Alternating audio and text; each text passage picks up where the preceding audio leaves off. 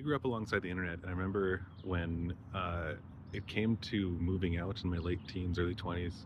The option of cable didn't even occur to me to have in my apartment. I just like viscerally rejected the idea of having, a very small library of curated stuff that really didn't align with a lot of my interests. Because at the same time, what was available to me was the internet. And at that time, the internet was a whole bunch of different websites where people could express themselves and share things, especially as video sharing became more normal. You had the beginnings of YouTube and TED.com. Like you could essentially go over the internet and carefully, of course, find the things that you wanted to know and watch those things. So much more agency surfing the web than you ever did on your couch flipping through channels. What I think a lot of us are realizing right now is that in the age of suggested content on social media, that agency has eroded once again. We're no longer being shown the things that we have chosen to follow. We now have AI algorithms that analyze our every move based on what we hover over, what we click on, what we look at on our screen. We get funneled into, content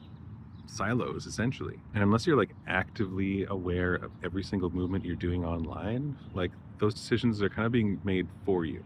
You can influence the algorithm, right? If you can say that you're not interested in certain things, but it is getting harder and harder to do that because based on your demographic, they are going to try to put you in certain categories. It's been true for a long time. Just on YouTube, for example, I've been essentially being shown the mouths of pipelines to terrible places that I would never want to go to, just because of who I am, what my identity is, and my age.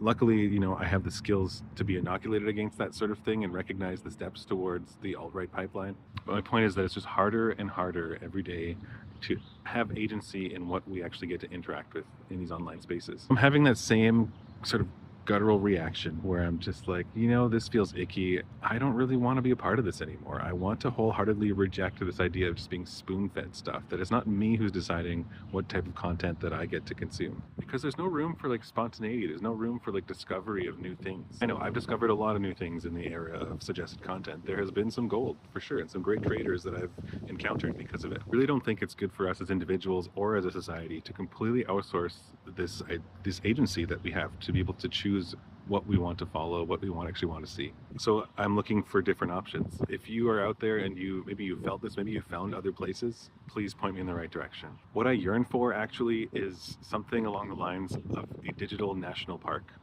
A place that is owned by the public, that has a mandate for the public good, and that creates online spaces that are safe and that are good for us as people. Not like a heritage site of like MySpace 2007, but a well-maintained online space for the public good.